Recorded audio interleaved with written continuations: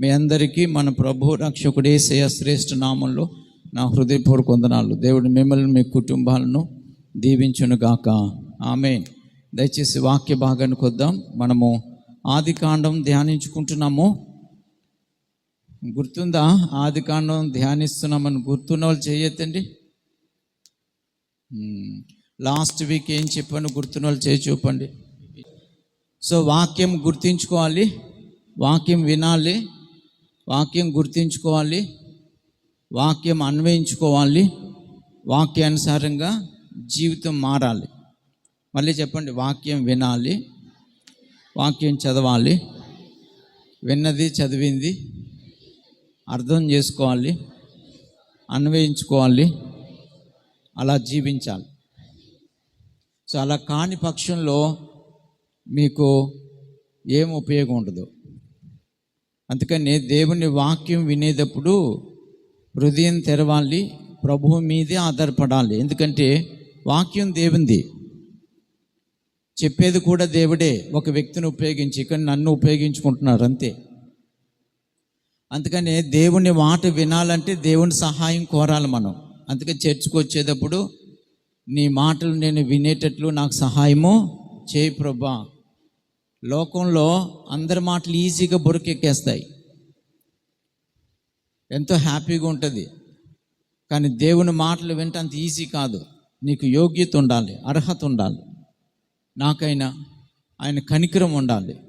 అందుకనే ప్రభా నీ కనికరం నా మీద చూపి నువ్వు మాట్లాడుతున్నప్పుడు అది నాకు అర్థమయ్యేటట్లు, నా హృదయంలోకి వెళ్ళేటట్లు సహాయం చేయని ప్రార్థన చేసుకుంటేనే కానీ వాక్యం మీకు అర్థం కాదు, అది మీ మీద పనిచేయదు. కనుక కథలు విన్నట్లు వినకూడదు, భయభక్తులతో దేవుని వాక్యం వినాలి. అది నేర్చుకోండి. మీ అందరికీ మరొకసారి శాశ్వత ప్రేమతో ప్రేమించే యేసే నామంలో నా నిండు వందనాలు. దేవుడు మిమ్మల్ని దీవించును గాక. ఈ అధ్యాయాన్ని ఈరోజు మనం ముగించుకుంటాం. దయచేసి ఆదికాండం 11వ అధ్యాయానికి రండి. ఆదికాండం 11వ అధ్యాయం. మీరు కొన్ని విషయాలు నమ్మలేరు. అలాంటి సంఘటనలు బాబేలు గోపురం కడుతున్నప్పుడు జరిగింది. దేవుడు బాబేలు గోపురం కడుతున్న పరిస్థితుల్లో దాన్ని డిస్ట్రాయ్ చేశారు. ఈ బాబేలు గోపురం కట్టడానికి నిమ్రోదికి ఆలోచన వచ్చింది. ఎందుకంటే నిమ్రోడు బహు బలశాలి, చాలా ఎత్తైన వ్యక్తి, బలమైన వ్యక్తి. ఆ ప్రజలందరినీ తన స్వాధీనంలోకి తీసుకున్నాడు. ఒకవేళ నెగిటివ్గా మనం చెప్పుకుంటే సోల్ విన్నర్ అన్నమాట. ఒక నిజమైన సోల్ విన్నర్ చేయలేని పని అతడు చేశాడు. అందుకే అతని గురించి యెహోవా ఎదుట పరాక్రమమైన బలవంతుడు, యోధుడు, దేవుని పిల్లలుగా ఉండవలసిన వాళ్ళందరినీ అతడు ఏం చేశాడంటే పనిచేసి తన సొత్తుగా తన వైపుకి తిప్పేసుకున్నాడు అన్నమాట. అందుకే సోల్ విన్నర్ అన్నాను. అందరి ప్రాణాత్మలను తన గ్రిప్పులో పెట్టుకున్నాడు. ఇది ఎలా సాధ్యమైందంటే నిమ్రోదులో సాతాను ఆత్మ ఉంది. ఎవరి ఆత్మ ఉంది? అందరిలో సాతాను ఆత్మ ఉండదు. ఈవిల్ స్పిరిట్స్ ఉంటాయి, దురాత్మలు అంటాం, దయ్యపాత్మలు అంటాం. మనుషులందరిలో ఈవిల్ స్పిరిట్స్ ఉంటాయి. కానీ కొద్దిమందిలో మాత్రమే సాతానే వాళ్ళలోనికి దిగి దేవునికి వ్యతిరేకంగా తను చేయాలనుకున్న పనులు వాళ్ళ ద్వారా జరిగించాడనమాట. మొట్టమొదటిగా బైబిల్లో సాతాను ఒక వ్యక్తిలో ఉండి ప్రజలందరినీ తన తట్టు తిప్పుకొని సామ్రాజ్యం కట్టాలని ప్రయత్నం చేశాడు. ఆ ప్రయత్నం ఎవరి ద్వారా జరిగిందంటే నిమ్రోదు ద్వారా. నిమ్రోదు గురించి చాలా భయంకరమైన విషయాలు ఉంటాయి. అతని కాలంలోనే విగ్రహారాధన ప్రారంభమైంది. అతని కాలంలోనే చిన్నపిల్లల్ని బలి ఇవ్వటం మొదలుపెట్టారు. పిల్లల్ని బలి ఇచ్చేయటం అర్థమవుతుందా? పిల్లల్ని బలి ఇచ్చేవారు. అతని ఆలోచన ఎంత భయంకరమైందంటే బాబేలు గోపురం కడుతూ అక్కడక్కడ అందమైన స్త్రీలని చూపిస్తూ అలా పైకి కట్టుకుంటూ ఆ పైన అప్పుడున్న ప్రజల్లో సౌందర్యవంతురాలు ఎవరుందో ఆమెను పైన పెట్టి పైన దేవుని కుమారులని పిలువబడుతున్న దేవదూతలను భూమి మీదకి పాపం చేయడానికి ఆకర్షించి మొత్తం పరలోకమున్న ఈ దూతల సమూహాన్ని కూడా పాపంతో నింపేయాలన్నది వాటి టార్గెట్. అందుకనే దేవుడు వీళ్ళు చేయాలనుకున్న పనికి ఇంకా అడ్డుండదు, ఆటంకం ఉండదని చూచి అప్పుడు దిగు వచ్చి తారుమారు చేశాడు. ఆ మాటల ఆంతర్యం అదనమాట. అంటే ఎంత దుష్టాలోచనో సైతాను ఉన్నాడు కాబట్టి. అందుకని ప్రియులారా, దేవుడు మన పట్ల ఏమైనా కార్యాలు చేయాలనుకుంటే మన ఆలోచన విధానం, బొగ్గు మీద కింద చేయి తీసే విను, మన ఆలోచన విధానం చాలా మంచిగా ఉండాలి. దేవుని వాక్యానికి దైవత్వానికి భిన్నంగా మన ఆలోచన కానీ ఉంటే ఖచ్చితంగా ఈవిల్ స్పిరిట్స్ మనలో పనిచేసి దేవుని కోపం శాపం మన మీదకి దిగొచ్చేలా చేస్తాయన్నమాట. అందుకనే చర్చకు వచ్చుచున్న మనం, వాక్యం విని చదువుతున్న మనం ఆలోచన విధానం మారాలి. ఇతడు ఎంత భయంకరుడంటే ఇంకా తల్లితో కూడా పాపం చేశాడు. నీచమైన తత్వం కలిగిన వాడు. తర్వాత అతడు దాని కారణం చేతనే చంపివేయబడ్డాడు, చంపేశారు అతన్ని. సరే, అయితే ఇందులో ఇంకో కొన్ని విషయాలు మనం ఈ దినం ఆలోచన చేసుకుందాం. దేవుడు ప్రియులారా, తన ఆలోచన ఏదైతే ఉందో అది భూమి మీద నెరవేర్చబడాలి. భూమి అంతా ప్రజలు వ్యాప్తి చెంది భూమిని నింపాలి. అందుకని వాళ్ళ భాషలు తారుమారు చేసేసి అక్కడి నుంచి వాళ్ళని స్కాటర్ చేశాడు. డిఫరెంట్ పార్ట్స్కి వెళ్ళిపోయారు, డిఫరెంట్ ప్లేసెస్కి వెళ్ళిపోయారు. ఆ తర్వాత వెంటనే మీకు 10వ వచనం నుంచి మళ్ళీ వంశావళి కనిపిస్తుంది. ఫస్ట్ మీకు వంశావళి ఎక్కడ కనిపించింది చెప్పాలి? ఎక్కడ? 5వ అధ్యాయం. వెరీ గుడ్, గట్టిగా చెప్పండి, భయం ఎందుకు.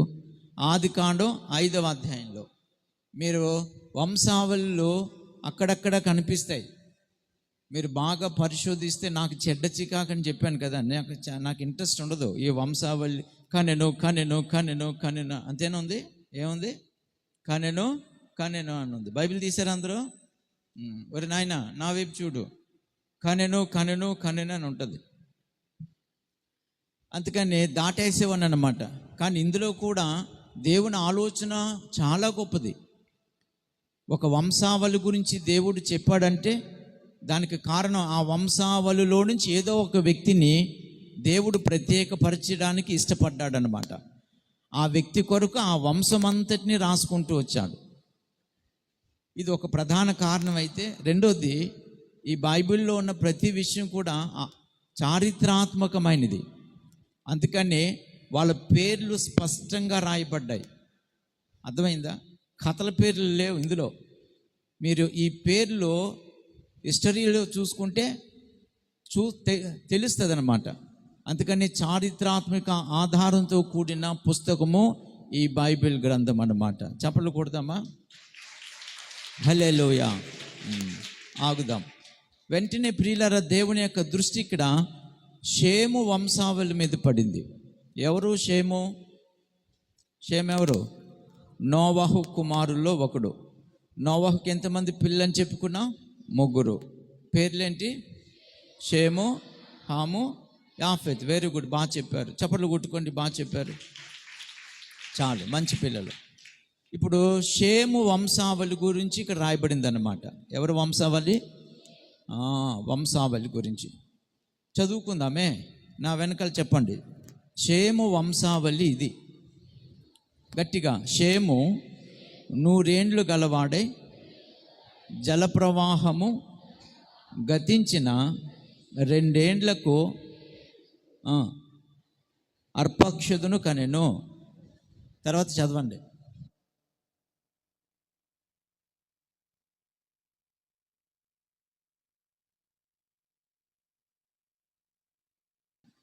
అందుకనే వారి ఆయుష్కాలం, వారు పీల్చే ఆక్సిజన్ శాతం పోయి డౌన్ అయిపోయిందనమాట. ఏదైనా తోటలో మొట్టమొదటి దేవుడు పెట్టిన వాతావరణం చూస్తే ఆ పీల్చే ఆక్సిజన్తో మరణం లేకుండా అతడు జీవించుచూ ఉండేలా పెట్టాడు. పాపం వచ్చిన తర్వాత సృష్టిని మార్పు చేశాడు, ఆయుష్కాలం తగ్గేలా చేశాడు. ఇది సైంటిఫికల్గా కూడా ఇది రుజువు అవుతుంది అనమాట. ఆల్రెడీ రుజువు అయింది కూడా. ఇప్పుడు కూడా గ్రాడ్యువల్గా ఇప్పుడు చూస్తే మనం పీల్చే ఆక్సిజన్ కూడా భయంకరమైన పొల్యూట్ అయిపోయిందనమాట. అందుకని లేనిపోయిన వ్యాధులన్నీ మన శరీరానికి వస్తున్నాయి. ఇప్పుడు చచ్చిపోతారో తెలియని పరిస్థితి, అన్ని పద్ధతులు మారిపోయాయి అన్నమాట. కనుక ఇంత గొప్ప మార్పు జరిగింది వాతావరణంలో. అందుకనే వీళ్ళు ఆయుష్కాలం తగ్గుకుంటూ వచ్చేసింది. రెండోది, వారి ఆలోచన విధానం కూడా దేవునికి వ్యతిరేకంగా ఉంది పూర్తిగా. అందుకనే వారి ఆయుష్కాలం కూడా తగ్గిపోయిందన్నమాట. సో షేముని జలప్రలయం అయిపోయిన తర్వాత జస్ట్ 2 yearsకి కదా, 2 ఏళ్ళకి ఎవరిని కన్నాడు? అర్పక్షదును కన్నాడు. ఇక్కడ అర్పక్షదు అనే మాట మీరు గుర్తుంచుకోండి. తర్వాత అతడేం చేశాడు? 35 ఏళ్ళు బ్రతికి షేలాహును కన్నాడు. ఎందుకు షేము నుంచి 5వ అధ్యాయానికి దీనికి తేడా ఉంటుంది? అర్పక్షదును అనే మాట ఉపయోగించాడంటే లూకా సువార్తలో కూడా మీకు ఈ మాట కనిపిస్తుంది. యేసు ప్రభు వంశావళి, అబ్రాహాములో నుంచి యేసు ప్రభు వచ్చాడని చెప్పడానికి వైద్యుడు లూకా దాన్ని కోట్ చేసుకుంటూ రాస్తాడు. అందులో మీకు ఆ మాట కనిపిస్తుంది. దయచేసి చూస్తే మంచిది. 3వ అధ్యాయం. ఇది కింద నుంచి పైకి వెళ్ళింది కదా, అంతేనా? కింద నుంచి వంశావళి, అందుకని కింద నుంచి మనం కూడా పైకి వెళ్దాం. 38వ వచనం చదవండి. దేవుని కుమారుడు ఎవరు? ఆదాము. ఆదాముకి ఎవరు పుట్టారు? షేతు. షేతుకి ఎవరు పుట్టారు? ఎనోష్. ఎనోష్కి ఎవరు పుట్టారు? కెయీనా. కెయీనాకి ఎవరు పుట్టారు? మహలేలు. మహలేలుకి ఎవరు పుట్టారు? గట్టిగా చెప్పాలా? ఎరేదుకి ఎవరు పుట్టారు? హనోకి ఎవరు పుట్టారు? మెతుషల. మెతుషలకు ఎవరు పుట్టారు? లెమెకు. లెమెకు ఎవరు పుట్టారు? నోవహు. నోవహుకి ఎవరు పుట్టారు? షేము. షేముకి ఎవరు పుట్టారు? అర్పక్షదు. ఉందా లేదా? సో అలాగ మీరు పైకి వెళ్ళిపోతూ ఉంటే యేసు ప్రభు వంశావళి అన్నమాట. ఇది యేసు ప్రభు వంశావళి. మీరు మొదటి దినవృత్తాంతాల్లో కూడా మీరు మొదటి అధ్యాయంలో ఈ మాటలు మీకు కనిపిస్తాయి. అంటే యేసు ప్రభు జన్మించడానికి కూడా, ఇప్పుడు అక్కడికి వెళ్ళొద్దులే, ఇంక మీకు బుర్ర పిచ్చెక్కిపోద్ది. హల్లెలూయా. యేసు ప్రభు జన్మించడానికి కూడా దేవుని ప్రణాళిక ఎంత గొప్పదో. దేవుడు ఎప్పుడైతే ఆదాం పాపం చేశాడా పాపం, అప్పుడు ప్రామిస్ చేశాడు అవ్వతో కదా, ఏమని? ఒక సంతానం నీ ద్వారా వస్తుందని అన్నాడా లేదా? సాతాను జయించడానికి నువ్వు ఒక బిడ్డను కంటావు, నీ సంతానానికి, స్త్రీ సంతానానికి. సర్పాన్ని ఉద్దేశించి కూడా సాతాను ఉద్దేశించి మాట్లాడిన మాట మీకు తెలుసు కదా. అక్కడ ప్రామిస్ చేశాడనమాట. అందుకని ఆ ప్రామిస్ నిలబెట్టడానికి దేవుడే ఈ మనుషులందరి పాపములను తొలగించి తిరిగి దేవునితో ఏకపరిచి పవిత్రులుగా జీవింప చేయడానికి వేసిన ప్రణాళిక నెరవేరడానికి దేవుడు ప్రతి వంశములో నుంచి సాతాను అది జరగకుండా ఎంత భయంకరంగా మనుషులను చెరిపేసినా, వాడి ఆధీనంలో తీసుకొని నాశనం చేయాలని చూసినా దేవుడు అదే వంశాలు ఎవరో ఒకరిని పట్టు ఉంచి వాళ్ళ ద్వారా తన కార్యం నెరవేర్చడానికి దేవుడు రూపకల్పన చేసుకుంటూనే వచ్చాడు. అది గొప్పదన్నమాట. మొత్తం లేకుండా చేయాలనుకున్నాడు. నోవహును ఫస్ట్ ఎంచుకున్నాడు. నోవహు ద్వారా తప్పించాడు. మరలా స్పాయిల్ చేశాడు. అయినా సరే ఇప్పుడు ఈ మరలా పాడు చేసేసిన ఈ వంశావళిలో నుంచి దేవుడు ఒక వ్యక్తిని ప్రత్యేకపరచడానికి ఇష్టపడ్డాడు. ఆ వ్యక్తి ద్వారా మళ్ళీ భూమి మీద ఒక దేశాన్ని నిర్మించడానికి ఇష్టపడ్డాడు. ఎందుకంటే దేశముల కింద బాబేలు గోపురం కట్టిన తర్వాత, అది డిస్ట్రాయ్ అయిన తర్వాత దేశాల కింద ప్రజలు ఏమైపోయారు? విడిపోయారు. ఇంచుమించు అందరూ చెడిపోయారు అన్నమాట. అందుకనే మిగతా దేశాలలో ఉన్న ప్రజల మీద ఆయనకి విరక్తి కలిగి, అర్థమవుతుందా, కనీసం తన కొరకు భూమి మీద ఎవరినొకరిని చూజ్ చేసుకొని ఆ వ్యక్తి ద్వారా తిరిగి ఒక రాజ్యం, ఒక దేశం, ఒక జనం, ఒక ఏర్పరచాలనుకొని దేవుడు దృష్టించినప్పుడు దేవుని దృష్టి ఎవరి మీద పడిందంటే అబ్రాము మీద పడింది. ఎవరి మీద పడింది? అబ్రహాం కాదు, అప్పుడు అబ్రాము అనండి, గట్టిగా చెప్పండి. దేవుని కనుదృష్టి ఎవరి మీద పడింది? సో అబ్రాము కొరకు దేవుడు ప్రియులారా మరలా ఎంత ఆలోచన చేస్తాడు. నేను కొన్ని విషయాలు మీకు ఇందులో కనబడవు, కానీ కొన్ని చరిత్ర చెబుతున్న మాట, అది హెబ్రీ భాషలో రాయబడిన వ్యాఖ్యానాలలో ఉన్న మాట నేను చెప్తాను. కొద్దిసేపు వినండి, వింటే వినండి, నమ్మితే నమ్మండి, లేకపోతే మానేయండి, అంతే. మొత్తానికి వినండి, కొంచెం నేర్చుకోండి. దేవునికి స్తోత్రం. నేను ఈ అర్పక్షదు 35 ఏళ్ళు బ్రతికి షేలాహును కన్నాడు, అలా ఉంది కదా. కిందకు వచ్చేస్తే ఏముంది? సెరూగు 22వ వచనం, 30 ఏండ్లు బ్రతికి నాహోరుని కన్నాడు. తర్వాత కుమారులను కన్నాడు అనుకోండి, తర్వాత చనిపోయాడు. నాహోరు 29 ఏండ్లు బ్రతికి తెరహును కన్నాడు. అర్థమవుతుందా?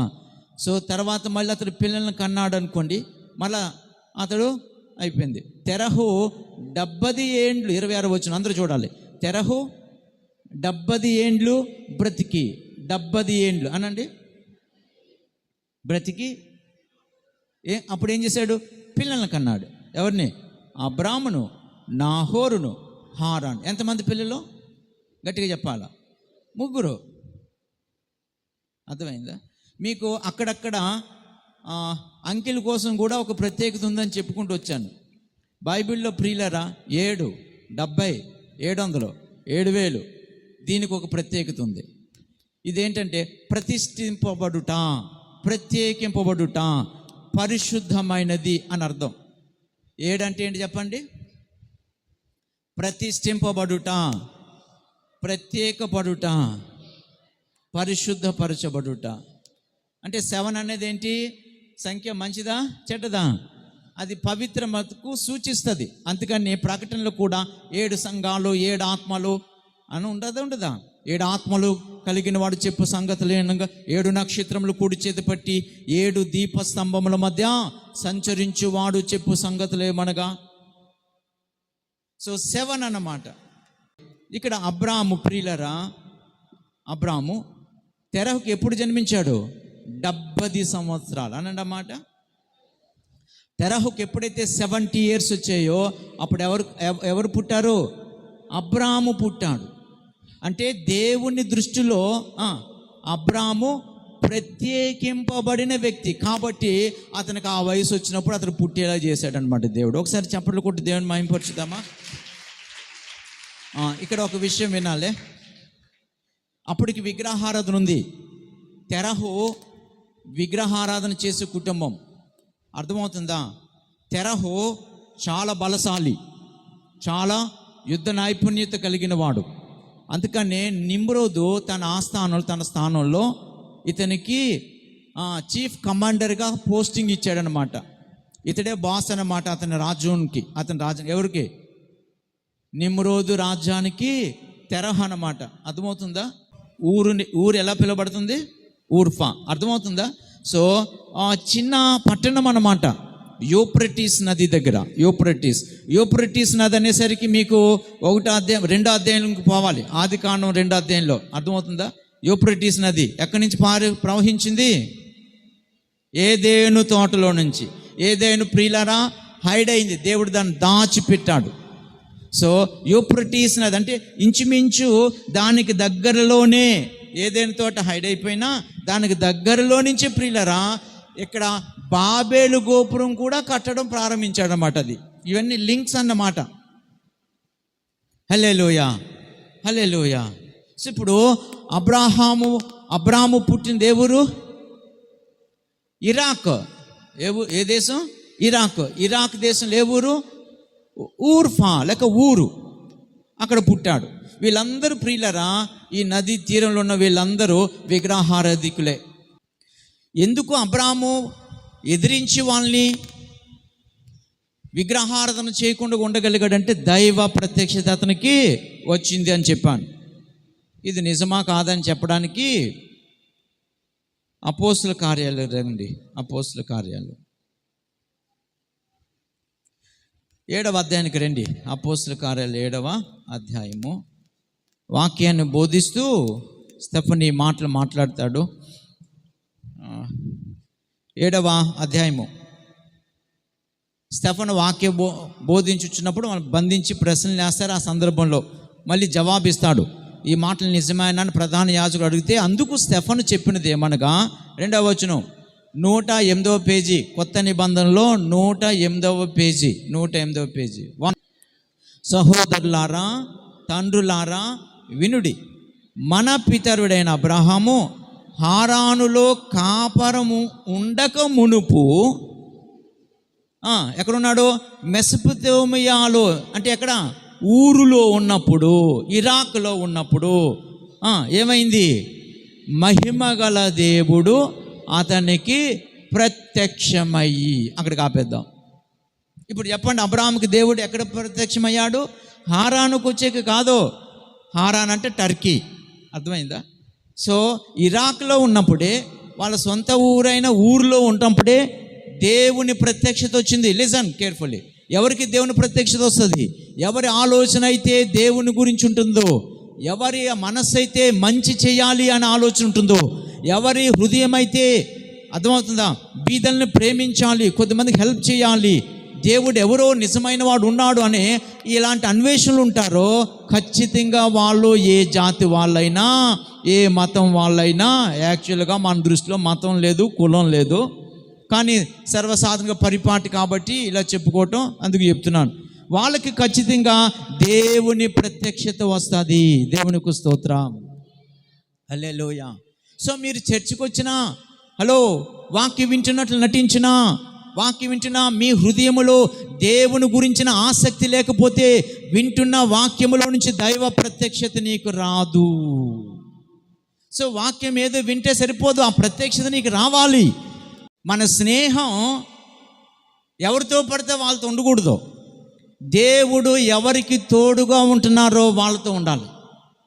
దేవుడు ఎవరికి తోడుగా ఉంటున్నారో వాళ్ళతో ఉంటే, వాళ్ళని దీవించుచున్నప్పుడు ఆటోమేటిక్గా ఆ వ్యక్తితో నువ్వు ఉన్నందుకు నిన్ను కూడా దేవుడు కనికరించి దీవిస్తాడు. Praise the lord. అందుకని మన స్నేహము, చెప్పండి, ఎవరితో చేయాలి? యేసయ్య ఎవరికి తోడుకుంటున్నాడో, యేసయ్య అందరికీ తోడుకుంటాడా? కామన్ అది. కానీ ప్రత్యేకంగా ఎవరికి తోడుకుంటాడంటే ఆయనకి ఇష్టలైన పిల్లలకు. Praise the lord. అందుకే మీ ఫ్రెండ్షిప్ అంతా మంచిగా ఉండాలి, మీ స్నేహం మార్చుకోవాలన్నమాట. అది నిజంగా ఇది ఆశీర్వాదం వస్తుందా? నెక్స్ట్ 13 చాప్టర్లో మనం చెప్పుకుంటాం, అప్పుడు నేను చెప్తాను. Praise the lord. గట్టిగా చెప్దాం, హల్లెలూయా, హల్లెలూయా. అందుకని ప్రియులారా, హారానుకు ఏం వేశాడంటే, కోపం వచ్చి నిమ్రోదు హారాన్ని చంపేశాడనమాట. చెప్పండి, హారాన్ని ఏం చేశాడు? అందుకని తెరహు బ్రతికుంటుండగానే హారాను ఏమయ్యాడు? చనిపోయాడు. ముందుగానే మృతి పొందేనని ఉంటుంది మీకు. అది మామూలుగా చచ్చిపోలేదు, అతడు నిమ్రోదు వలన చంపివేయబడ్డాడు అన్నమాట. నేను అర్థమవుతుందా మీకు? తర్వాత ఏమైంది? పరిస్థితులు మారాయి. ఆ తర్వాత మళ్ళీ నిమ్రోదుని చంపేశారు. నిమ్రోదు పని అవుట్ అయిపోయింది.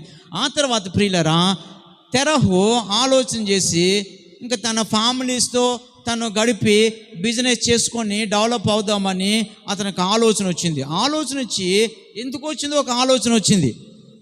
నేను కింద చదువుదాం. Praise the lord. దయచేసి 29. అబ్రామును నాహోరును వివాహం చేసుకొని, అబ్రాము భార్య పేరు సారయి, నాహోరు భార్య పేరు మిల్కా. ఆమె మిల్కాకును ఇస్సాకును తండ్రి అయిన హారాను కుమార్తె. హారానికి 2 పిల్లలు అన్నమాట. హారానికి 2 పిల్లలు గుర్తుంచుకోండి. సారాయి గొడ్రాలయ్యుండును, ఆమెకు సంతానము లేదు. తర్వాత చదవండి. ఆ వచనాలు మళ్ళీ లాస్ట్లో చెప్పుకుందాము, ముందు కింద వచనాలు చెప్పుకుందాం. చదవండి. తెరహు 31 వచనం చదవండి. 31. తెరహు ఏం చేశాడంట? తన కుమారుడగు అబ్రామును, తన కుమారుడు అనగా హారాను కుమారుడగు లోతును, అతని కుమారుడు అబ్రాము భార్య అయిన సారాయి. అర్థమవుతుందా? సారా కాదు, అను తన కోడలను తీసుకొని కనానుకు వెళ్ళుటకు కల్దీలు ఊరను పట్టణంలో నుండి వారితో కూడా బయలుదేరి హారాను మటుకు వచ్చి అక్కడ నివసించురి. డెస్టినీ, ఇక్కడ యువర్ డెస్టినీ, అది నీ గమ్యం ఏంటి చెప్పండి, గట్టిగా చెప్పాలా. సో ఇతనికి ఆలోచన వచ్చింది, ఏమని, కనానుకు వెళ్ళాలి అన్నాడు. ఎక్కడికి వెళ్ళాలి? కనాన్ అంటే ఇప్పుడు ఏంటి చెప్పండి? కనాన్ అంటే ఇప్పుడు ఏ దేశం? ఇశ్రాయేల్ దేశం. ఇశ్రాయేల్ దేశం అంటే ప్రామిస్డ్ ల్యాండ్. అర్థమవుతుందా? దేవుడు తన ప్రజలుగా కొంతమందిని ఏర్పరచుకొని ఇవ్వాలనుకున్న పట్టణం. చూడండి, ఆలోచన మంచిదే. ఎవరికి? తెరహుకి. కనాను వెళ్ళాలనుకున్నాడు, కనానులో సెటిల్ అవ్వాలనుకున్నాడు. కానీ మొదటి ఆలోచన మంచిదే, దైవిక నిర్ణయంగా ఉన్నట్లే ఉంది. అక్కడికి వెళ్ళి ఆశీర్వదింపబడాలి. కానీ ఇతడు ఎక్కడి వరకు వచ్చాడు? హారానుకు వచ్చి అక్కడ భౌగోళిక పరిస్థితుల్లో, అక్కడ వ్యాపార విషయాలు చూసి అక్కడ ఆగిపోయాడు అనమాట. హారాన్ అనేది ఎక్కడుందంటే టర్కీలో ఉంది. ఎక్కడుంది? గట్టిగా చెప్పాలా. మనోడు ఎక్కడికి వెళ్ళాలి? ఇజ్రాయెల్ వెళ్ళాలి. ఎక్కడికి వెళ్ళాలి? ఇజ్రాయెల్ వెళ్ళి సెటిల్ అవ్వాలనుకున్నవాడు ఎక్కడ ఆగిపోయాడు? ఇప్పుడు టర్కీలో ఆగిపోయాడు అనమాట. సో నీ డెస్టినీ అనేది చాలా ఇంపార్టెంట్ ఇక్కడ. పిల్లలారా అందరూ వినండి, మీ గమ్యము చాలా ముఖ్యం, మీ గురి చాలా ముఖ్యం. మీకు గమ్యము లేక గురి అనేది లేకపోతే మీ జీవితము సరిగా ఉండదు. ఆత్మీయతలో గురి ఉండాలి. అలాగనే చదువుకునేదంటూ ఇప్పుడు కూడా పిల్లలకు ఒక గురి ఉండాలి. నేను ఐఏఎస్ ఆఫీసర్ అవ్వాలి, ఐపీఎస్ ఆఫీసర్ అవ్వాలి, లేకపోతే డాక్టర్ అవ్వాలి, లేకపోతే ఇంజనీర్ అవ్వాలి, అంతేనే కదా, లేదా ఒక కలెక్టర్ అవ్వాలి, లేకపోతే ఏదో ఉంటుంది కదా సమెక్స్. ఒక టార్గెట్ పెట్టుకోవాలి, ఒక గురి పెట్టుకొని దాన్ని రీచ్ అవ్వడానికి ప్రయత్నించాలి. దేవుని సహాయం కోరుకోవాలి. నిజంగా మీ గమ్యము, మీ ఆలోచన మంచిదైనప్పుడు దేవుని వైపు చూస్తే, దేవుని మీద ఆధారపడితే మీ గురి చేరడానికి దేవుడు సహాయం చేస్తాడు. సో ఆత్మీయతలో గురి ఉండాలి, ఎడ్యుకేషన్లో కూడా గురి ఉండాలి. ప్రతి ఒక్కరికి ఫ్యామిలీ లైఫ్లో కూడా ఒక గురి ఉండాలన్నమాట. గురి లేకుండా ఉండకూడదు. కనుక ఈ దినం ప్రియులరా, మీ గురి ఏంటో నాకు తెలియదు. మీరు ఎవరిలా ఉండాలనుకుంటున్నారు? ఆత్మీయ జీవితంలో మీకు ఒక టాస్క్ పెట్టుకున్నారు, అసలు ఉందా? చర్చికి వెళ్ళిన ప్రార్థన చేసుకోవడం లేదా, లేదు అంటున్నాం లేదా అంటే కుదరదు. ఒక గురి పెట్టుకోండి. నేను ప్రభు కొరకు జీవిస్తే ఈ పని చేయాలి, నేను సంఘానికి వస్తున్నాను, వాక్యం వింటున్నాను కాబట్టి చర్చికి వస్తూ నేను 10 మందిని తీసుకురావాలి చర్చికి. అర్థమవుతుందా? ఏదో గురి పెట్టుకోవాలన్నమాట. నేను వస్తూ కనీసం ఈ సంవత్సరం ఇద్దరిని తీసుకురావాలి, కష్టపడాలి దాని కొరకు.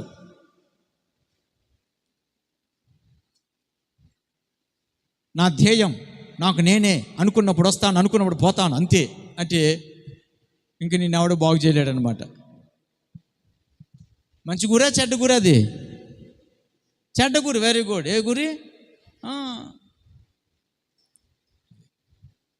ఖచ్చితంగా ఒక గురి ఉండాలి. చర్చికి వస్తున్నావంటే నేను వింటున్నాను, వాక్యము బలపడుతున్నాను కాబట్టి, తెలియని వాళ్ళు ఎంతోమంది ఉన్నారు, కనీసం ఒకరిని ఇద్దరిని తీసుకురావాలి, కనీసం మా ఇంట్లో వాళ్ళందరిని తీసుకురావాలి.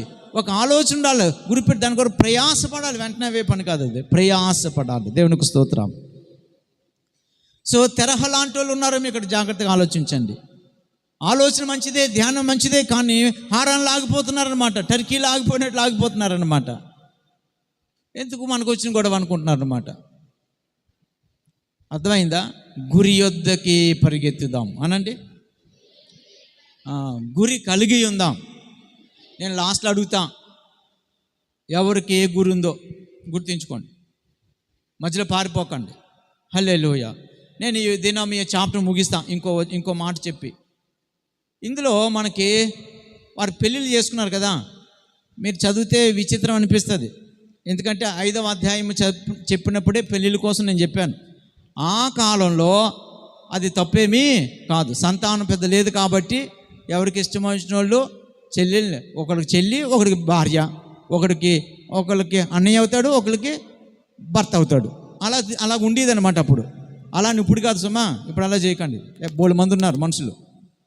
అది కనుక అప్పటి కాలంలో అది అలాగే అక్కడ ఉంది. ఇప్పుడు అబ్రాహాం పెళ్లి చేసుకున్నాడు కదా, ఎవరిని చేసుకున్నాడు?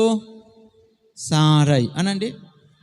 బైబిల్ గ్రంథంలో వీళ్ళు 7 ఉన్నారు. ఎంతమంది? 7. ఈమె మనకి బైబిల్లో ఫస్ట్ గొడ్రాలుగా ఉన్నది. ఎందుకంటే ఆమెకు పిల్లలు లేరని ఉంది కదా, ఆమెకు సంతానము లేదు. బైబిల్లో 7 స్త్రీలు. మొదటి స్త్రీ ఎవరు? సారాయి. తర్వాత ఎవరు? అప్పుడే రాహేల్ దగ్గర పోయారేంటి? పోన్లే, రాహేల్కి ముందు ఎవరు లేరా? ఇసాకు భార్య రిబ్కా లేదా? రిబ్కా. తర్వాత రాహేల్ ఎవరి భార్య?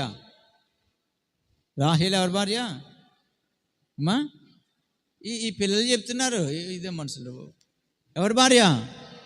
తర్వాత హల్లెలూయా. సారా ఉంది, గొడ్రాలతనం పోయింది, దేవుడు కనికరిస్తే ఎవరిని ఇచ్చాడు దేవుడు? ఇస్సాకుని. దేవుని కొరకు సమర్పించుకొని దేవునికి బలైపోవడానికి కూడా ఇష్టపడి కట్టెల మీద పడుకున్నాడా లేదా బలిపీఠం మీద? అది మీరు ఎవరిని చూడండి అలాగా. హల్లెలూయా. తర్వాత ఎవరు? రిబ్కా. రిబ్కాకి ఎవరు పుట్టారు? మా ఇసాకా, ఏసావు. సరే, ఇప్పుడు యాకోబు ఎవరు? యాకోబు ద్వారా ఇశ్రాయేలు జాతి ఏర్పడిన ఇశ్రాయేలీలు. అవునా కదా? ఇశ్రాయేల్ జాతి ఎవరి ద్వారా వచ్చింది? యాకోబు ద్వారా. విశేషమా కాదు అది? దేవునికి స్తోత్రం. ఓ యాకోబు, ఇక్కడి నుంచి నీ పేరు యాకోబు కాదు, నీవు ఇశ్రాయేలు అని దేవుని చేత ఆశీర్వదింపబడినవాడు. ఆమేన్. రాహేల్ కుమారుడు ఎవరు? యోసేపు. యోసేపు దేశాన్ని పాలించాడు. అర్థమవుతుందా? సంసోన్ ఎవరు? ఫిలిస్తీన్ నుంచి ఇశ్రాయేలుని విడిపించిన నాయకుడు. Praise the lord. సమూయేలు ఎవరు? ఇశ్రాయేలు ప్రజలకి న్యాయాధిపతి, యాజకుడు, ప్రవక్త. అవునా కదా? చెప్పండారా? అది. సో ఎవరు పుట్టినా లేటుగా దేవుడు ఎవరిచ్చినా వారిని గొప్పవారిగానే దేవుడు ఆశీర్వదించాడు. చప్పట్లు కొడదామా?